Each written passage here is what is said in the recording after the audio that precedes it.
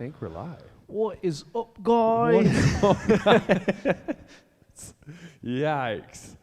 I need to send a link. I'll send it out to y'all. That's why, yeah, we'll see. Is anyone watching yet?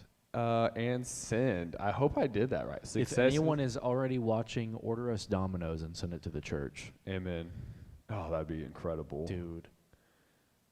Did you see Little Caesars is doing stuffed crazy bread now? Stuffed crazy bread? Yeah. They're crazy bread on the outside, but it's like a cheese stick. What? Yeah. You know how good crazy bread is? I don't know when the last time I had crazy bread is. But it's because it's the only good thing at Little Caesars. Yeah, I mean, well, okay. I haven't gone. Little Caesars slaps for the first 5 minutes, but then it decays rapidly. But their crazy bread, I think, is like better than anything any other pizza place offers as a big chain. Bro, I can't remember their crazy bread. I'm not gonna lie. You gotta pull it up.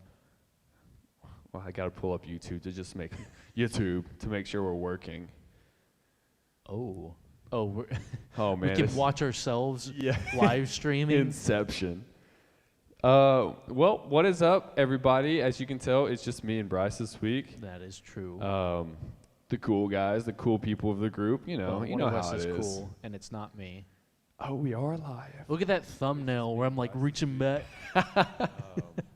Hi, Ben. I knew it was you that commented. I heard the thing pop up. Howdy, Ben. I knew it was you. Oh no! Don't make me listen to myself. I'm muted. Okay, I'm muted. Sorry, guys. We had to set everything up this week without Jace. He left us. It's tough. I'm not gonna lie. I did so much.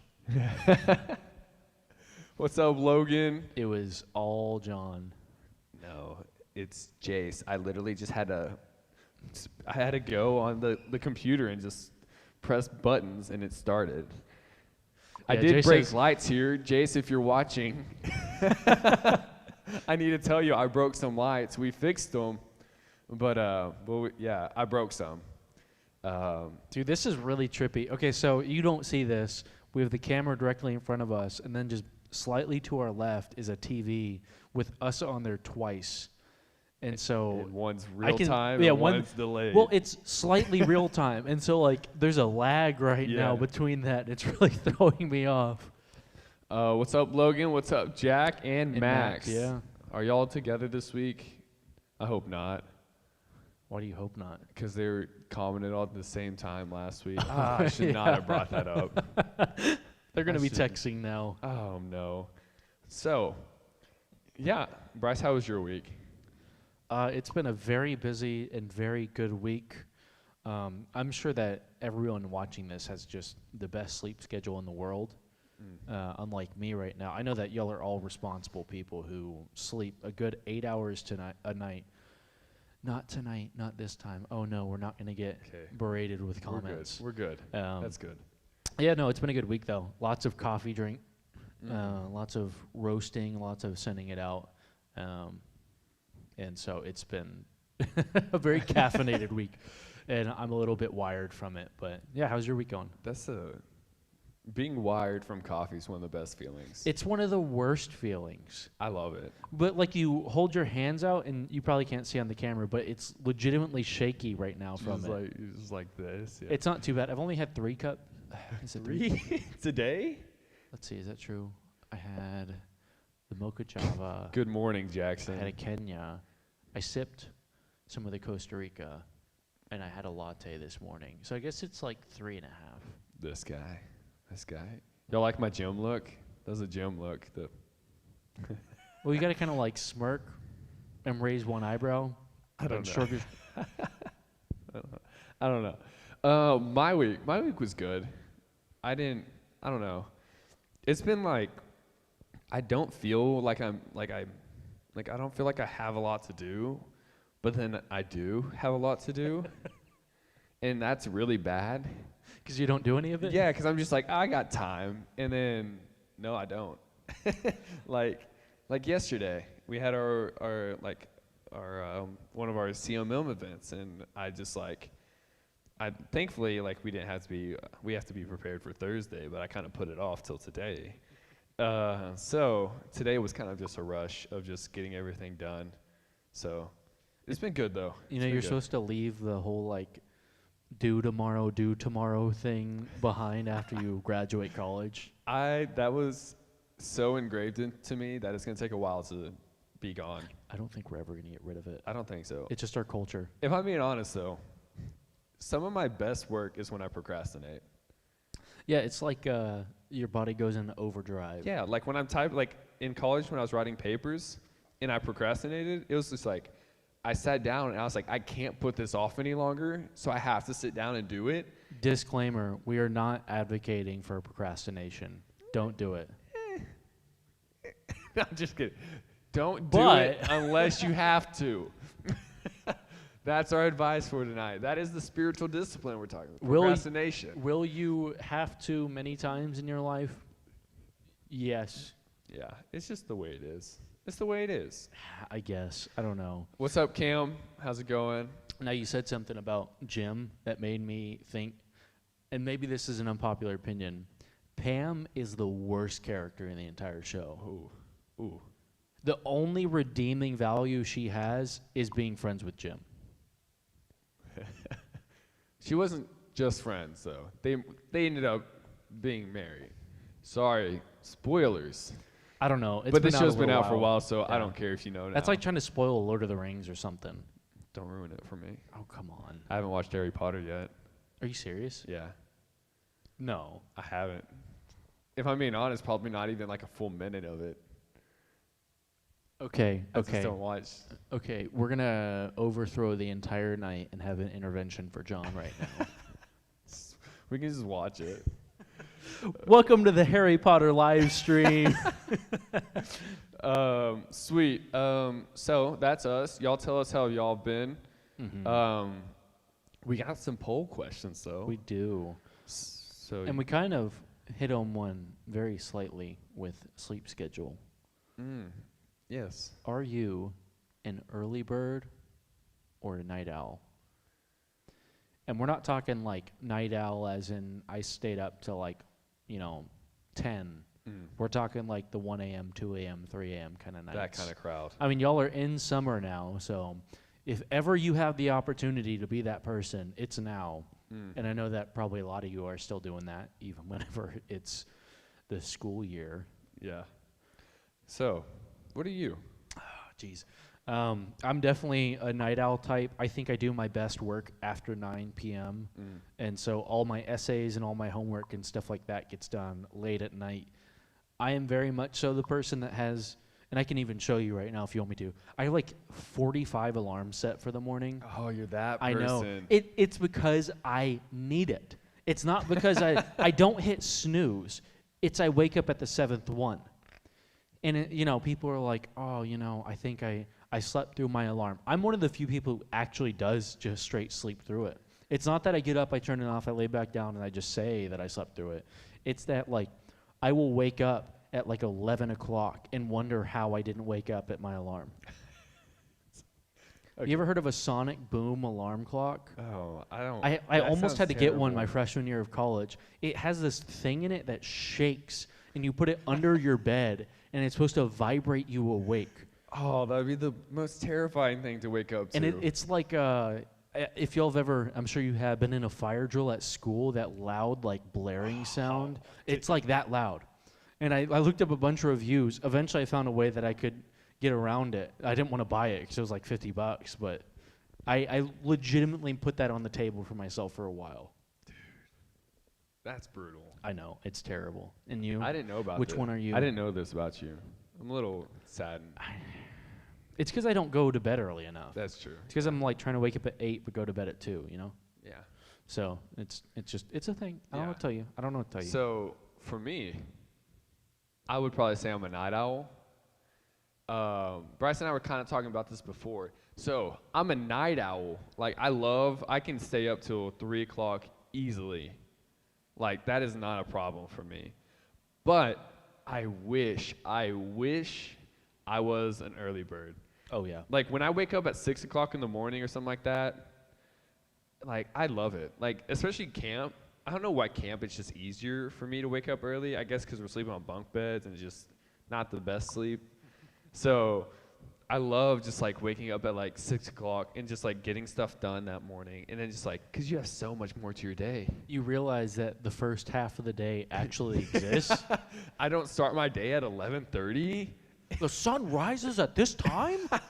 I think I said something once. I was just like, yeah. I was like, it was bright out at like. I was like, it was bright out at like 7:30, and someone was like, it gets bright at 6 o'clock, John. I was just like, dang it. I was like, that just showed that I wasn't up at the time. Well, I will say the other day, I woke up just naturally at like 7, which was a miracle. But I did everything I needed to do for the day. And, it's summer for me, too, so I don't always have a ton to do. I looked at the clock, and it was 11. It was 11. I was like, I would have normally finished at 4 and felt like it was a full work day. But since I woke up at a decent time, I still had like daylight hours to go out and do stuff. Now, it's quarantine. That's why it's called daylight savings time. No. Oh, my gosh. Okay. You just killed that question. You can't be both. How? That just means you go up at 3, and that means you wake up at 7. It's impossible, Logan. Bless Just your kidding. soul. It's probably like the same type of thing. Like We see Ben says he's early bird, but we got Jackson and Max. You know why Ben is an early bird, and I believe that is because he's a runner. That's fair. That's very fair. Okay. Runners are early birds. Change my mind. I can print out a sign and put it in front of it. Runners are early birds. Change my mind. Okay. So next question. What is the first thing you will do when quarantine is officially over? I don't know if y'all have experienced this. Being in deep Dallas like I am, things are like actually shut down. Yeah. Like you can't go do a bunch of stuff. Like walking around here, you can go into a place and not wear a mask, and that's just what people do. Yeah. But in Dallas, it's like you have to strictly follow all of these guidelines. Like everything was shut. It was like a week ago that restaurants started opening up so they could be at like 25% capacity. Jeez. And so for me, I want to go back and I want to sit inside Velvet Taco once more and eat a buffalo taco. Dude, they are so good. I want to go buffalo. Buffalo is the greatest sauce eating in the buffalo world. sauce one time. So. Buffalo is the holy grail Max, of sauces. You can go to Whataburger right now. It's just down the street now. Is it open now? It's a 5-minute drive, and it's been open for like the last month. This was like open during quarantine. Max. I mean, it can still be the first thing he wants to do after guess, quarantine, though. I guess, but you're doing it in quarantine. You've ruined the spirit of the question, though. Do you have one, though? Something you can't do now that you want to do after quarantine's over. Celebrate. Yeah, that's fair. True. Fair enough. That's very fair. Man. I don't know.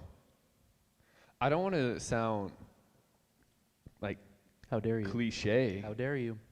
but I just want to hang out with people and not have to worry about That's anything. fair. That's very fair. I mean, you got to be careful right now because it's like if you are around people who aren't social distancing, Yeah. and if you're still around like at-risk people, then you got to be cautious. Got to be cautious. Yeah, and so it's good to be for like y'all saw that I was a little box in the corner of your screen for a little while. He's a real person. Trust us.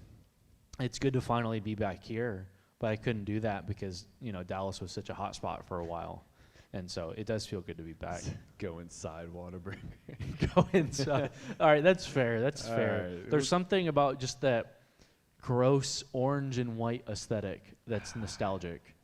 Like I'm serious. It kind of is. You're right, but it kind of is. All right, so last question. It's about 6:45, so.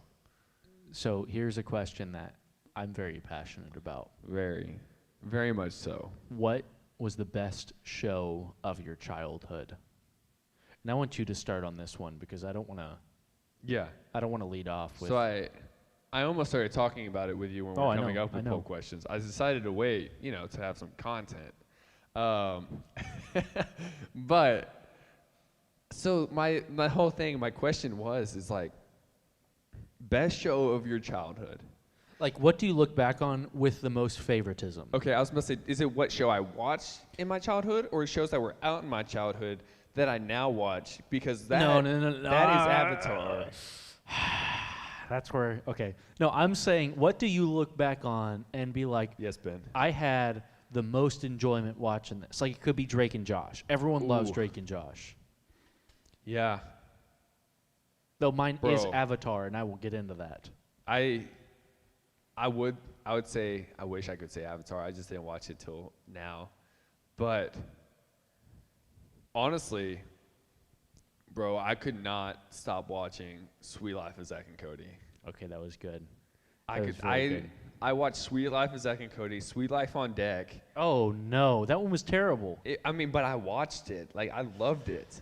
And so I'd watch that, and like the mashup between Hannah Montana and That's So Raven with Sweet Life of Zack and Cody. I don't know what you're talking about. My goodness. Legendary episode. I don't remember that. Legendary episode. The only one I remember in detail was when Mr. Moby had an afro. Mosby. Did you say Moby? I don't know. Chat, what did I say? Mosby or Moby? You said Moby. Phineas and Ferb was a good one, Max. Phineas and Ferb was great. But do you remember the one where he was in the haunted room and he like was saved by his afro because he fell or something? But he's like, I had so much hair that it cushioned the fall. So that was the Halloween episode. Okay, that's I the only one I remember remember. that because I was terrified of that as a kid. Really, I wouldn't watch that episode. dude, that was like me and Luigi's Mansion. I could not play that I game. love that game. Great game. Top 10 game, honestly. All right, Zach or Bryce. Sweet Life of Zack and Cody. Avatar: The Last Airbender. I'm saying this, and I'd say it knowing there's a hype train right now, and it makes me so sad. What, that people enjoy stuff? That I've been saying for 6 years that you should watch this show. To everyone. I've told everyone for like 6 years. I have it on my phone right now. See, the thing is, though, is it just came out on Netflix. Oh, that's a kid show, though. I never said that. Everyone tells me that's a kid show, it's a cartoon, it's dumb. And then all of a sudden they're like, They love it. Iroh's spitting some wisdom right now. Zuko Iroh. has the greatest character arc of all time. You remember that fight scene there at the end? Not going to spoil anything. I was about to say, who? Beautiful. Everything about it, beautiful. It has 100% on Rotten Tomatoes. Dude, Leaves from the Vine falling so slow, like that song makes me cry. The Tales of Bossing. Oh, man. Like, that whole episode. All right, dude. This is the Avatar podcast. Yeah. We could get into that. I get the chills every time I hear that Water, Earth, Fire, Air intro. Yeah, it's great. Except Netflix now, you can skip over it, so You can't skip it. it saves You time. have to listen. If and you watch a memorize. season a day like I did, you skipped over it. You know, there was a time where I knew the first episode introduction that's really long. Oh yeah, it's like like 3 times as long. Yeah. But I'm not that legendary anymore. That's sad. That's sad to see you lose your value. But yes, so those are. We got 3 comments on that one. I thought more. Well, we got Jack and 67% for Last Airbender though, so that's correct. That's good. That is right. It is one of the greatest stories I ever. remember. So the thing is, on that real quick, I remember watching it because I remember when I rewatched it, I was like, I remember these episodes, but I was just never into it then. If that makes sense. No, that makes a lot of sense. Okay, so I remember watching it, but like now I watched it again. I have not. Have a friend that loves that, Max. I'm going to be honest, I haven't seen any seasons of Clone Wars. I have a friend that loves it, and he speaks highly of it. I'm trying to get Glennis to watch it with me, but she won't. Dumper. I know. Joking. No, we almost Joking, finished Glennis. all the Star Wars though. We're going, 4, 5, 6, 1, 2, 3. We're on episode 3 right now, and so One of the best ones, honestly. maybe we'll get into Clone Wars after that. One of the best ones, honestly, is 3. Oh yeah, so underrated. All right. Well, speaking of Star Wars, I don't know how to transition that.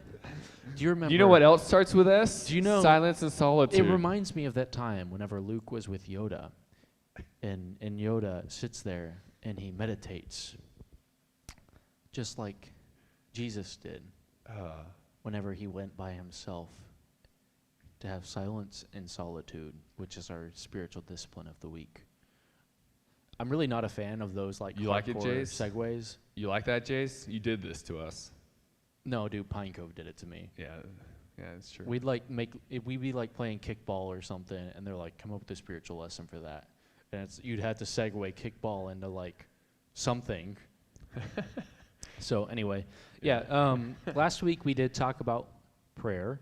And just as a quick recap, prayer is something that can be done at any time, though we really ought to be going into it with a heart that's like serious and reverent of who God is.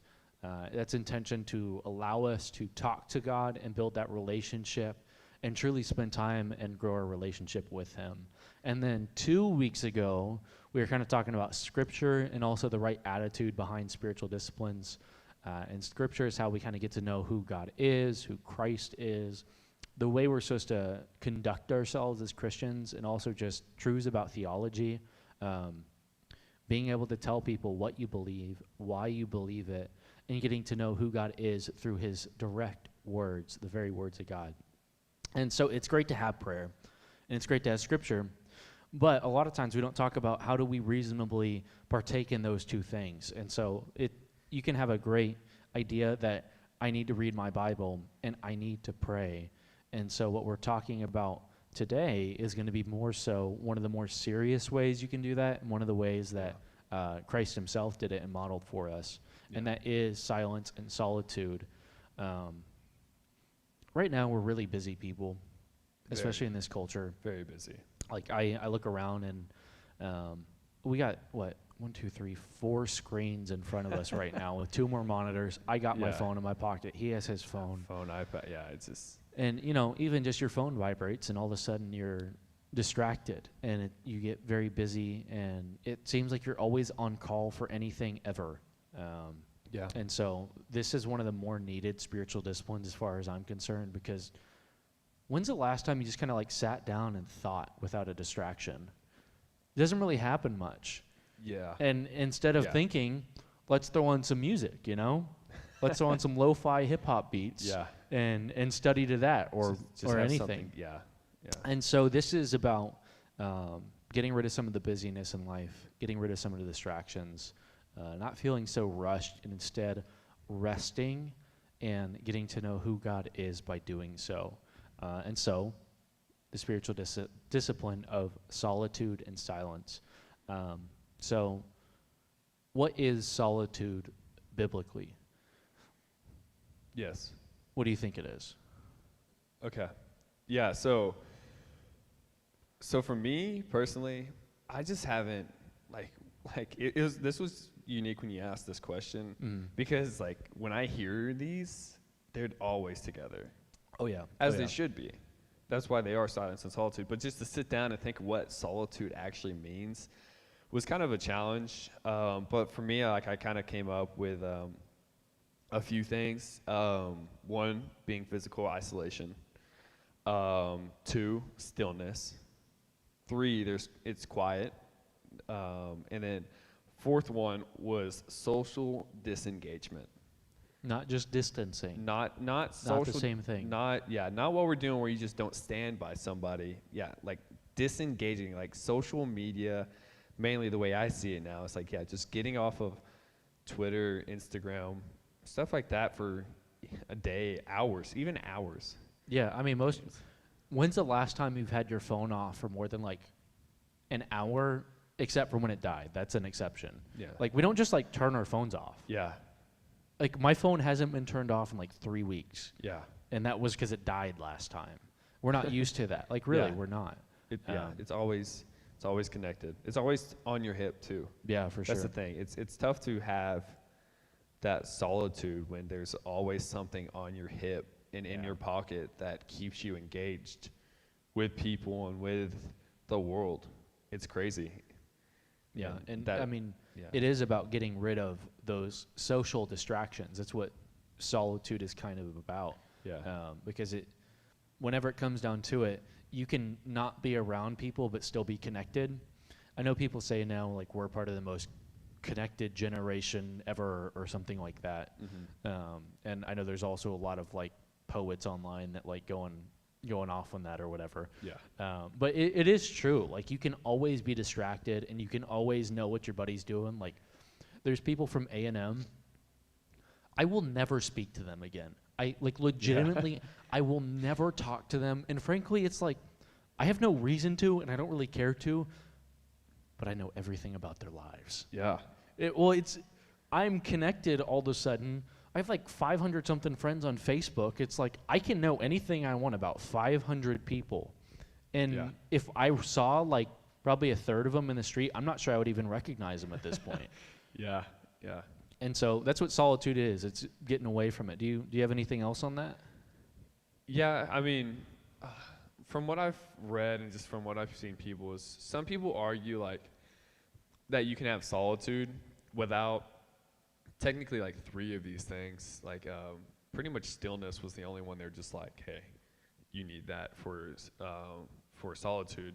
Yeah. So they argue like against they're like physical isolation, like you don't need to be miles and miles away from people to have solitude.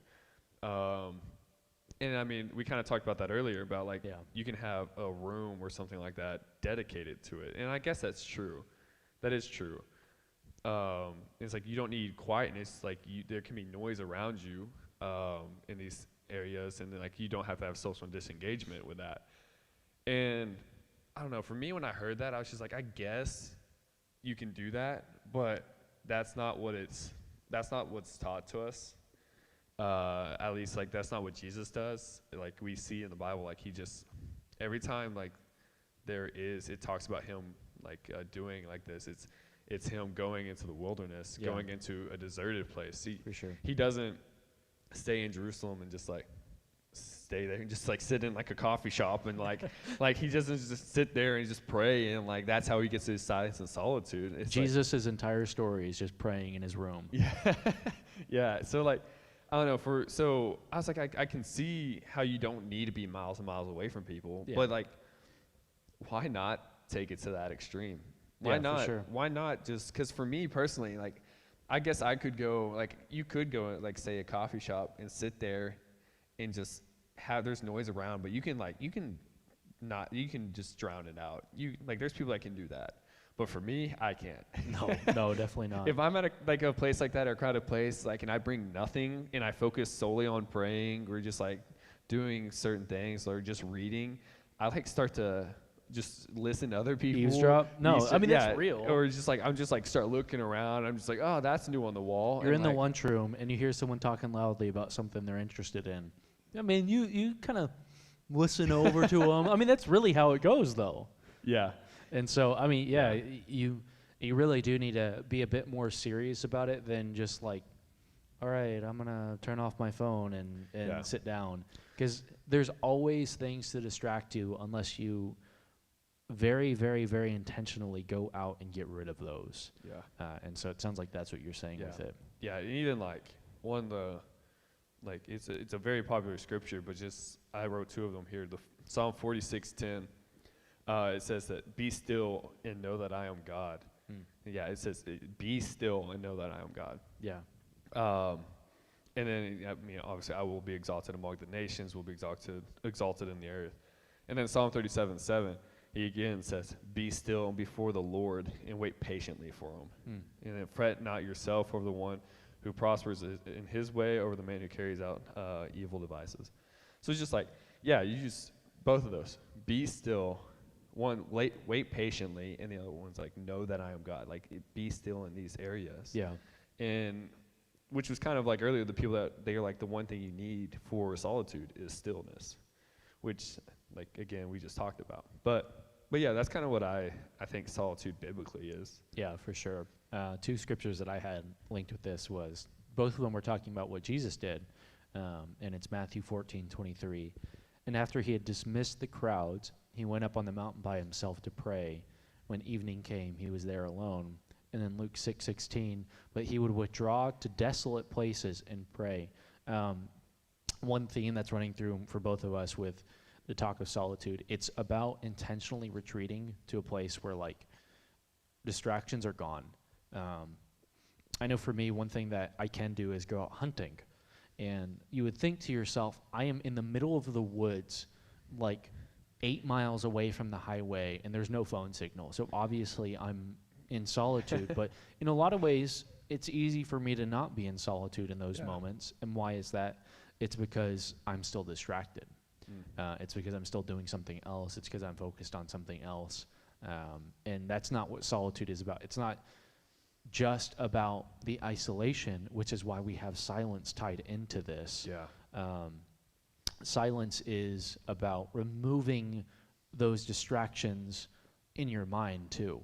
And so one verse that pops up for me is Psalm 62:1. For God alone my soul waits in silence. We're talking about silence now. From him comes my salvation. And, we talked about prayer last week and the Lord's Prayer, and we broke that down a little bit. But a lot of times we like to skip the verses right before it. And so Matthew 6, he says, and when you pray, you must not be like the hypocrites, for they love to stand and pray in the synagogues and at the street corners, that they may be seen by others. Truly I say to you, they have received their rewards. These people that are out and they're being loud. I don't know if you've ever heard someone who's prayed and it sounds really good. And it's like, oh, dear Lord Almighty, the gracious Redeemer of all things. You're like, this dude knows how to pray. This guy's got it. There's nothing wrong with that, but he's saying, like, if your goal is to kind of showboat your prayers, then you've missed it. But instead, go into your room and shut the door and pray to your Father who is in secret. And your Father who sees you in secret will reward you. And I think that that's something that we miss a lot of times. There is this silence of heart. It's about being in a place that is desolate of all distractions. But further than that, we remove distractions from our mind. Because it's easy for me to like turn off my phone, but still be thinking about things on my phone. Or to be away from my friends, but still be thinking about what me and my friends do.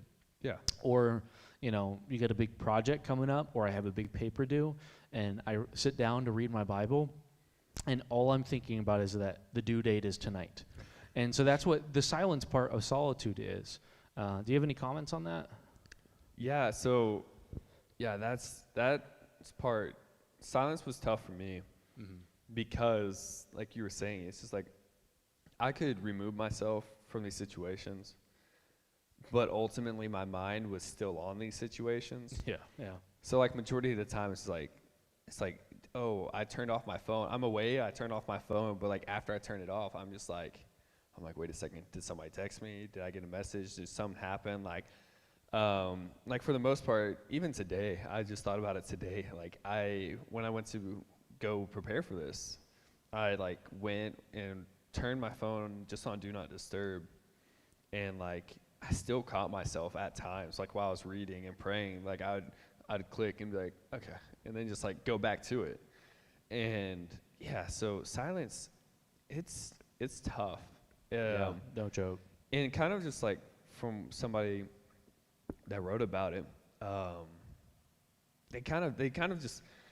this is what they said about silence. They said, in the spiritual realm, it is not literal absence of all noise, but the absence of all human-created stimuli. So human-created because most would consider like a walk in the woods or just any kind of like sounds of nature to be noise. Like, or they still count that as silence. Like that's not noise, that's just silence still.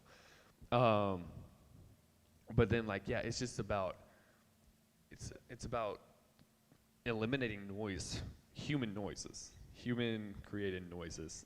And like, no, for sure. So like, being around people, iPhones fall into that category, text messages fall into that category. Like it is eliminating that.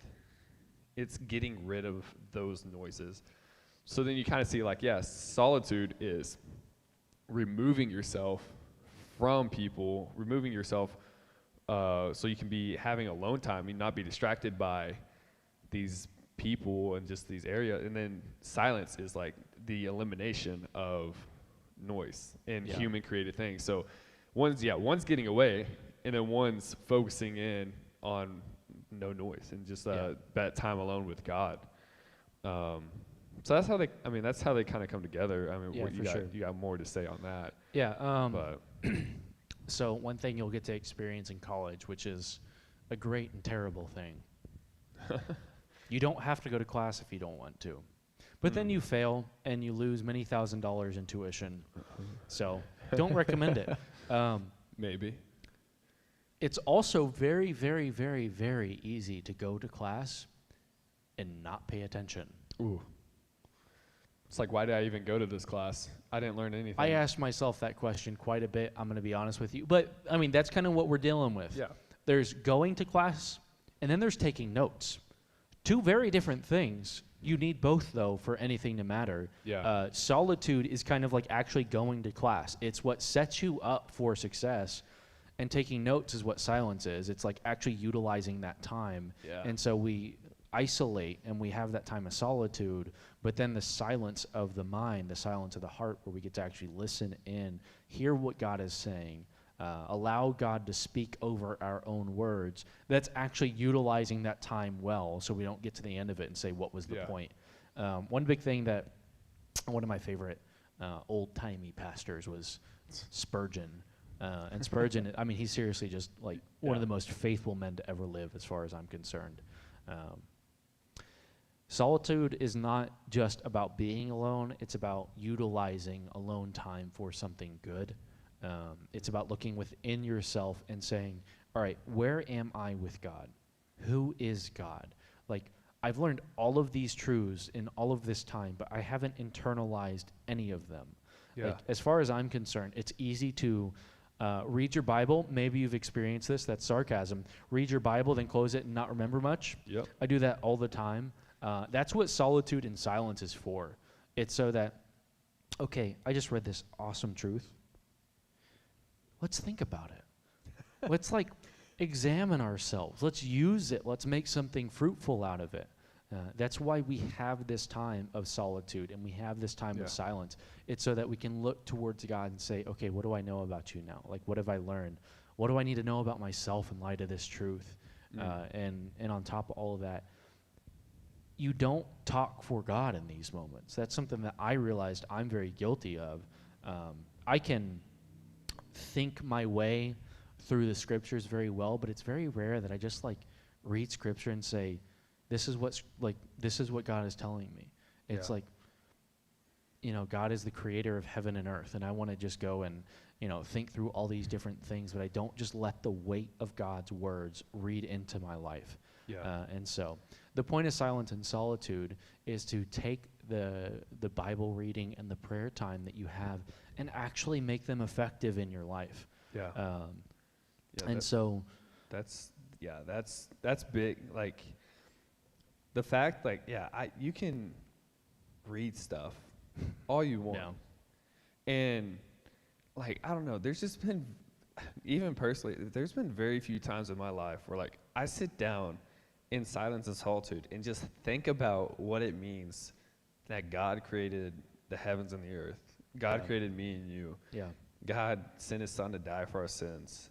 And, like, it's like I don't sit down, like, I don't know, as growing up a Christian, like, that's what was taught to me. But, like, I don't sit down and just sit there and think of what the weight of that, and the weight, as like C.S. Lewis is like one of his famous like sermons and just book, The Weight of Glory. Like, understand the weight it has on us, even the weight of sin, thinking about the weight of sin in silence and solitude, and like just opening your heart up to God and just be like, hey, reveal to me what it's wrong like with my heart. And just a lot of growth in your faith comes from silence and solitude. No joke.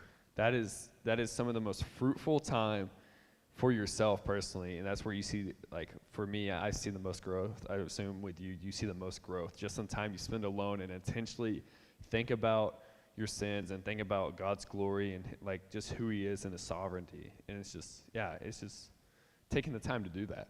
Yeah, for sure. Like, this might be a bad example, but I'm going to say it anyway. If any of y'all have had a hard math class, a lot of times... All of them? That's fair.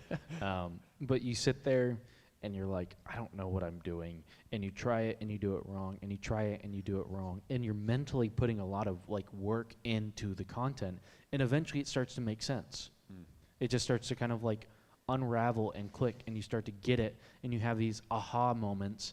And we need to view our faith as needing those kind of aha moments, to where suddenly like what you know becomes what you believe, to where it goes from just I heard this thing to I understand what that means for me. Head knowledge to heart knowledge. Exactly that. Yeah. And that's what we're talking about with silence and solitude. Like silence and solitude are the vessel by which all of the things you hear become internalized. And so I think that, that's extremely important. And who do we see that does this throughout the New Testament? Jesus himself. Shout out Jesus. Like, if Jesus needed to seek silence and solitude, and we're not talking like, all right, I'm going to close my door for like 5 minutes.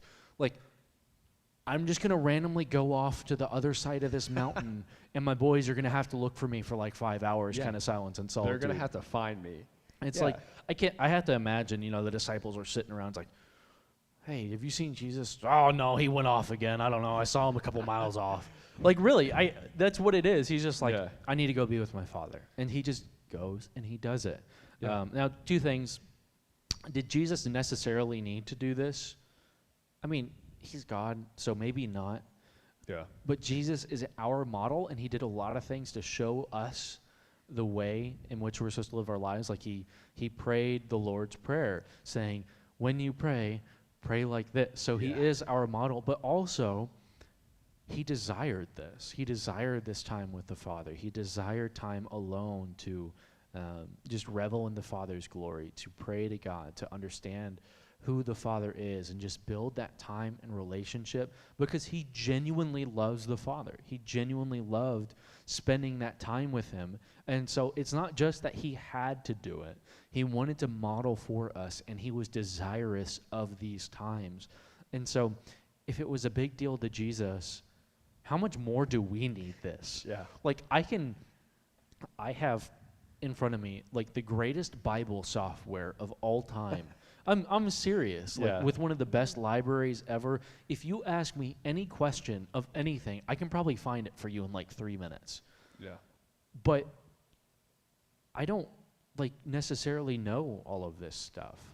I don't understand half of it. Why? Because I haven't taken the time to just think through and to internalize. Like, I have every sermon basically ever given at my fingertips. Yeah. And that's more truth than I could ever meditate on in a lifetime.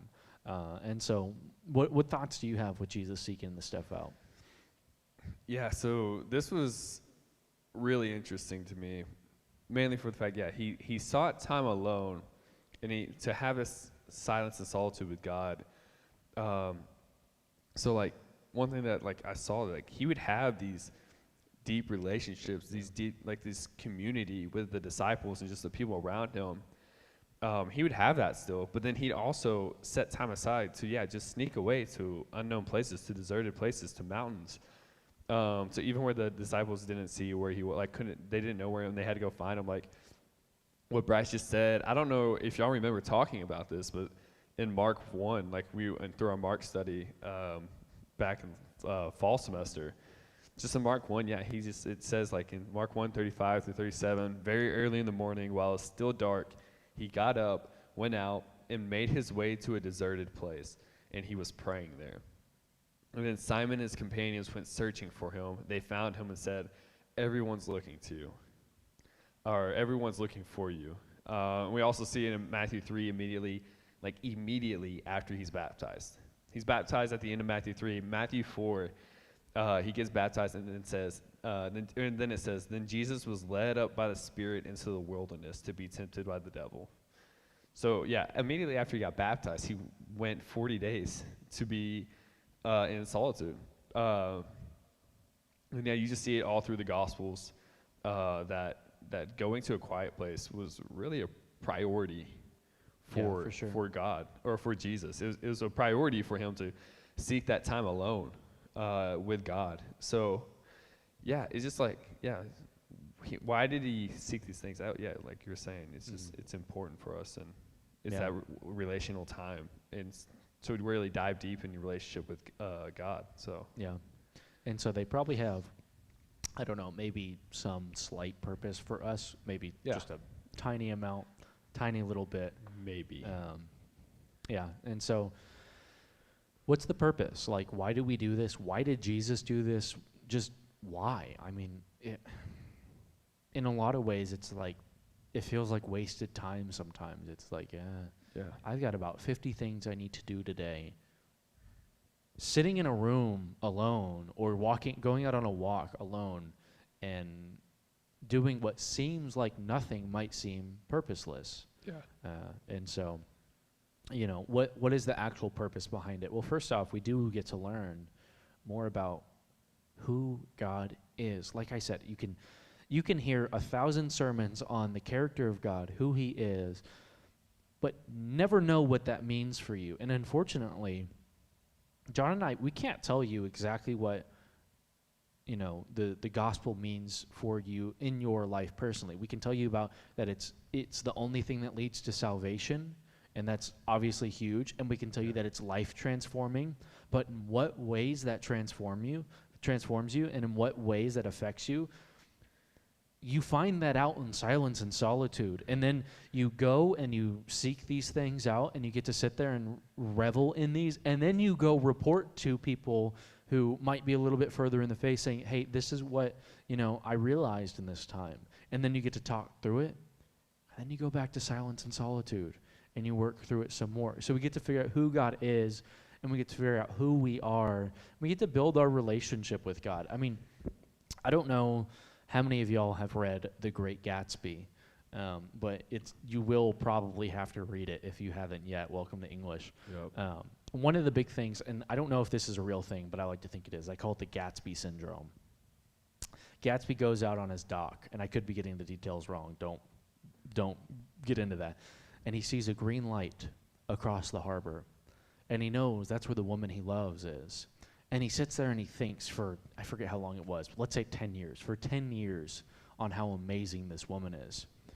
And so eventually he falls so deeply in love only because he thought about this person.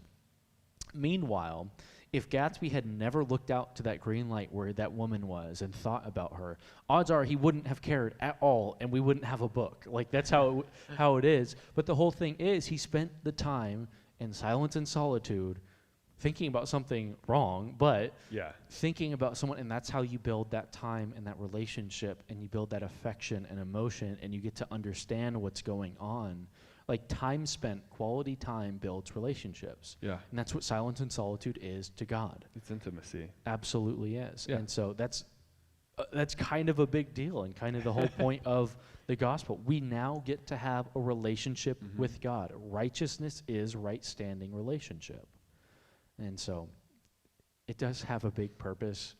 It's not the most popular thing to do because it seems hard, but at the same time, very countercultural to so fruitful though. Yeah, it's very countercultural now to just break apart. Yeah. And like I'm sure even some of our friends like wouldn't understand if we were just like, hey, we're going away for the week, we're turning off our phone. Yeah. Like you can't contact us, like that we're gonna be gone. Like some of my friends don't understand why I still read the Bible. Yeah. Yeah. But yeah, just like the purpose of it. And I got this from John Mark Comer's book. It's actually right here. I forgot to take it off the table before we do the stand up, just so everyone can buy the book. There we go. Yeah. So this book, John Mark Comer, he wrote this book, is The Ruthless Elimination of Hurry. It got really popular like this last year, and Jace actually told me to read it because I did. I was just in a time of life where I was just hurrying and like I needed to slow down. One of the sections that he hits on is silence and solitude. And it's really cool because he just brings up to the point where the story you read earlier, I don't think we hit this one earlier, but there's a story, so Jesus, shoot, I forgot the story I was going to say. You haven't memorized the entire Bible yet? No. So it's going back to the story when Jesus goes away from his disciples, and his disciples have to look for him.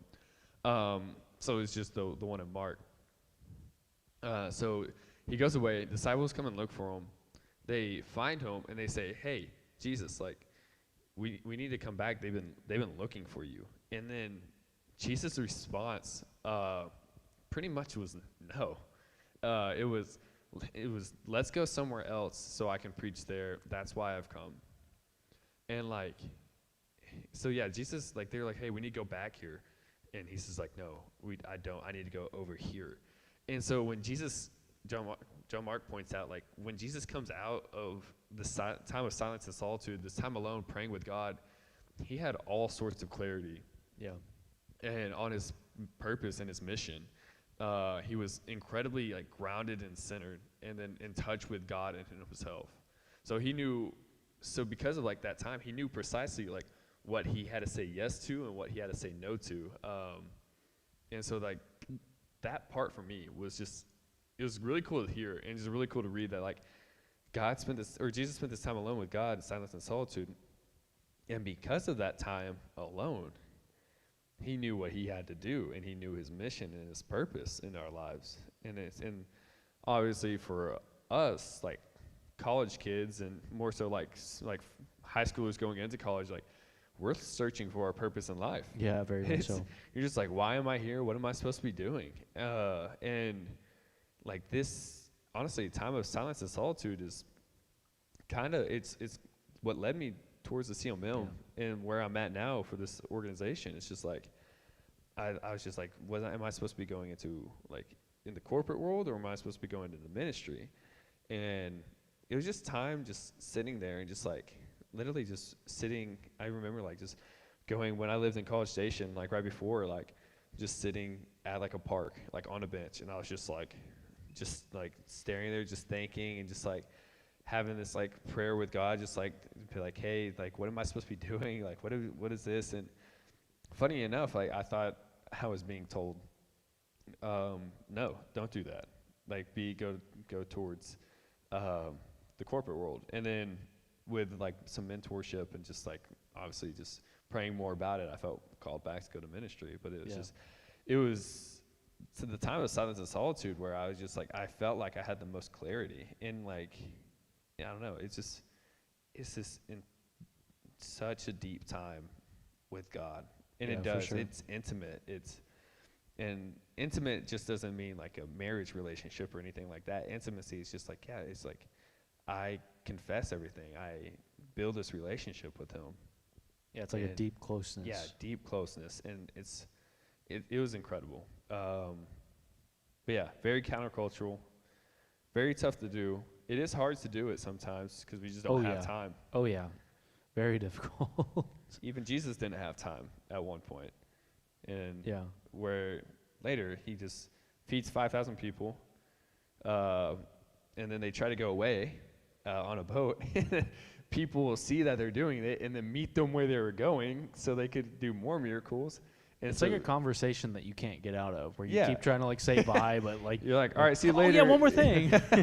So like they go to this other place and they meet them there. So they get off the boat and then like, so they have, and Jesus felt compassion. It said he felt compassionate for them. So he continued to do miracles and just heal them and just all this incredible stuff. And then after a bit, he tells the disciples to get on the boat and go away and have their own time of silence and solitude.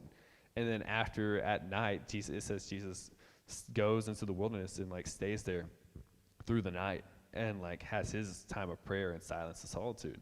So it's just like, pretty much that point was like, yeah, there's times where you're just too busy to do it, but you still need to be intentional and find time to do it. Yeah, I mean, at the very least, take a couple minutes before bed, you know? Yeah. Or like you get a couple moments and all of a sudden it's like, you know, I have a little lunch break, or I have a little moment where I can sit down and pray. I know in college a lot of times I would get really stressed out, and it'd be like between classes, and I would just go sit in my car. Like I would walk back to my car or bike back to my car, and I'd sit there. And I mean, that's not like the most silence and the most solitude, but at the same time, it was the best I could do where I was at the moment. Yeah. Yeah, and so A lot of you said you're night owls. Yeah. There's time at night when everybody in your house is asleep and there's just silence. Yeah, people say it's like, I wake up early because no one else is awake. Yeah, no one else is awake at 3 a.m. though. Yeah. You got to find those hours where nobody in your family's awake. But I mean, Jesus took it very serious. He spent the night out in the wilderness. Like, I am going to be honest, I have never been so intentional about silence and solitude that it's like, oh, I'm going to go sleep in the woods tonight. No, don't come after me. I won't have my phone, by the way. No sleeping bag either. Where are you going to go? That direction. I don't know. Somewhere over there. But, I mean, he took it that serious. And hopefully what he did in excess, we can try to do in moderation, with the goal of one day taking it as serious as Jesus did, which is sanctification, buzzword of the day. Wow. But what are some ways that you've sought this out, this silence and solitude in your life? Some ways that I saw, I mean, like I said earlier, I went to a park, like just a bench, and just like sat there. I tried to find a place where nobody was. That's tough in a college town. Like to find a place where nobody's there. No joke. So that's one way. Another way recently during just quarantine is just be able to go on walks, and just spending this time in prayer with God, and just like, asking him what I should be doing, just like in confessing and just all these things. And then I told you, like, one of the things I want to do once I move back down to College Station is like find just a park that nobody goes to and just kind of just set up my hammock and just relax and just pray and just like have this time to debrief on the week, and like kind of mixing, we haven't talked about it yet, I assume we will, but Sabbath and like silence and solitude, and just kind of it all happening in one. Like my day of rest is also my time where I grow in my relationships in silence and solitude. A lot of these spiritual disciplines are very linked, and there's a reason for that. Yes. Yeah. But yeah, that's kind of how I do it in my life. How about you? What do you? Yeah, I mean, I think one of the most practical ways you can do it is going for a walk. It's not exactly the most desolate thing you can do, but whenever you're in a pinch and there's a lot going on in life, it's very helpful just to go outside for 15 minutes. And thankfully, I don't have a lot of distractions while I'm on a walk. And so I am able just to stop and think for a little while and pray. And that's always been good. Something that I've been doing recently is every once in a while I'm like, I just need to get out of the city. I'm serious. I grew up in Van Alstyne. I like a lot of square footage, and I like a lot of nature, and I like a lot of green grass. Dallas has a lot of concrete, and I like getting away from that as much as I can. So I'm blessed to have a couple places in my life where I can just, it's like, I'm stressed out this weekend. I'm going to just drive out to this place and stay there for a night. Yeah. And so I'll just do that. And, I'm thankful that my parents set up a couple of those locations in a way that it's like, you don't have like Netflix and the internet and all that stuff. It's like you go and you sit and you cook food, but you can read a book or something if you want. But, just intentionally going out of my way to find a moment just to be. Going hunting growing up was a great way. After a while, and I still kind of am this way, I go hunting not to hunt. I go hunting to be outside. And so I'll like bring my bow, but I'll just go out in the middle of the woods and just sit there. Yeah. If I hear a noise, then I'm, ready to go. Yeah, get ready. But it's just great to sit there and stop and think and just be still for a moment. Yeah. Definitely. And so I would say let's take this last couple minutes just to talk about practical applications for people who likely aren't in college, as in they're in high school and middle school, and just some ways that we could impart some wisdom to them. Do you have anything? Yeah. So I do this,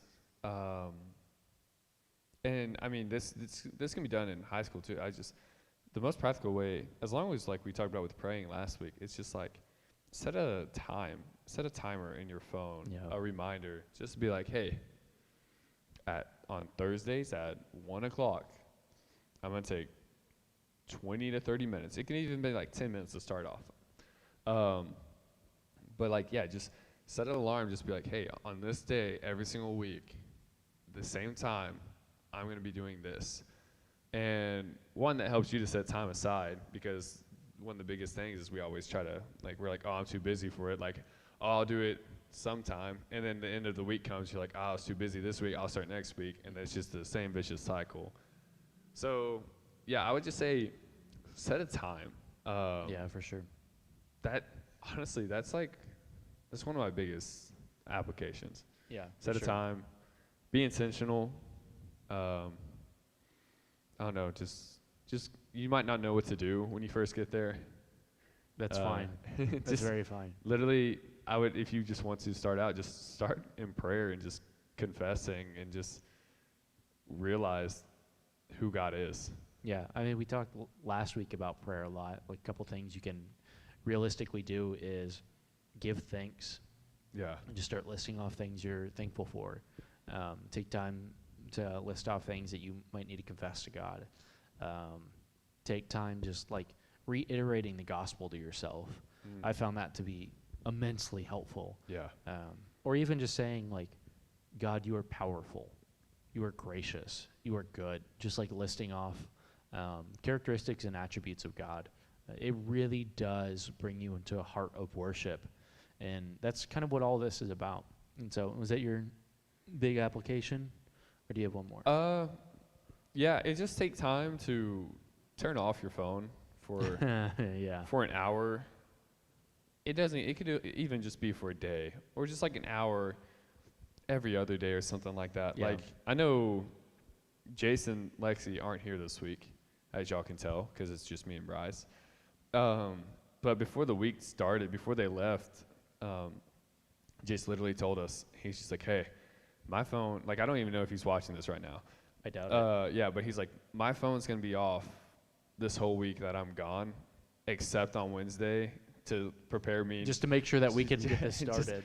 Just to make sure we had everything going. He's like, but my phone's going to be off from Sunday till I come back, I guess Saturday. But yeah, so he could spend some time in detox and just not have to worry, like, just be stressed out of the world and what's happening. Yeah. And it's not saying ignoring what's happening, but just like, it can be a lot. And you just need to have time to, just have silence, solitude away. So, just turning off your phone. Man, even for like, I don't even know, like 30, not even that, like, just turning it off for like 3 seconds feels like a lifetime sometimes. Like, I know. Even if you don't want to turn it off, iPhones have the do not disturb mode that you can set for an hour. Honestly, you should just set do not disturb for all time. Yeah, that's typically what I have. Like, I found for me, having my phone on vibrate, there were like, after probably 3 years of having it on vibrate, I would get legitimately angry anytime it would vibrate, because I'm like, well, like, I'm busy, stop distracting me. Then I realize I'm like yelling at a phone. Not literally yelling, but yeah, you know. No, yeah, set it, turn off notifications on your phone. I think that's a big one. Yeah. That goes along with, doing do not disturb, because you get so many notifications a day from whatever you have, whether that be Instagram, Twitter, Facebook, I don't know what y'all have, Snapchat, texting, just any of these things. Like, every time that goes off, that's a distraction.